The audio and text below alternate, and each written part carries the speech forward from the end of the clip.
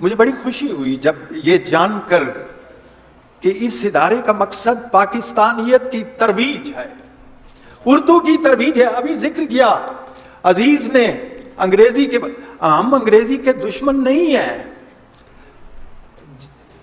دوستو، انگلش ضروری ہے ہمارے واسطے، فیل ہونے کو بھی ایک مضمون ہونا چاہیے۔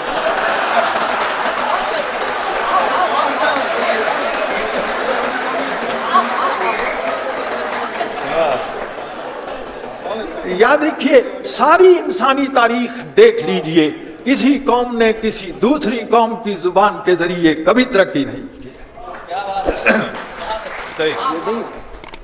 یہ نہیں ہوا، ایسا ممکن ہی نہیں ہے۔ مجھ سے ایک انٹرویو میں کسی نے پوچھا آپ کی کوئی خواہش، میں نے کہا ہے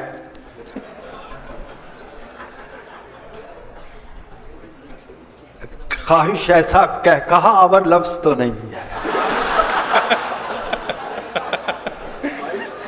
کہنے لگے کیا خواہش ہے؟ میں نے کہا کوئی گورا ہو، اس کے ہاتھ میں ایک فارم پکڑا ہوا ہو اور وہ فارم اردو میں ہو، اور وہ میرے پاس آئے اور درخواست کرے کہ مجھے پر کر دیجئے، میری 200 سال کی تھکن اتر جائے۔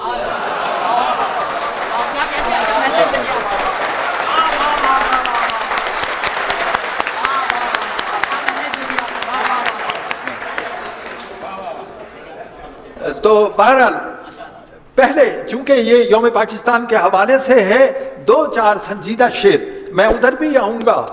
میں نے ابھی کہا، میں نے ایک انٹرویو کی بات ہوئی ہے، ایک اور انٹرویو میں نے کہا کہ مجھے یوں لگتا ہے جیسے میرے اندر کوئی بادل کا ٹکڑا گھس گیا ہے، جب اس میں بجلی چمک جاتی ہے تو ہنستا ہوا لگتا ہے، اور جب برسنے لگتا ہے تو روتا ہوا لگتا ہے۔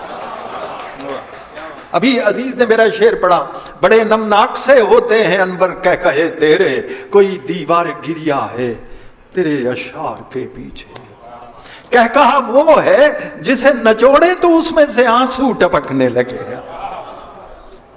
تو بہرحال میں کچھ شعر پہلے پاکستان کے بارے میں 2-4 شعر سنجیدہ، تاکہ وہ تسلسل جو ہے اور وہ جن کا ذکر گرامی آیا ہے انہی کے نام پر تو وجود میں آیا ہے۔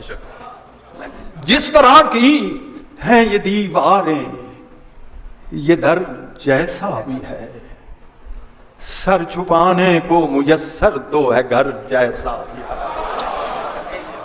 جس طرح کی ہیں یہ دیواریں یہ در جیسا بھی ہے، سر چھپانے کو میسر تو ہے گھر جیسا بھی ہے۔ اس کو مجھ کو اس سے نسبتیں ہیں بے شمار، میری چاہت کا محور یہ نگر جیسا بھی ہے۔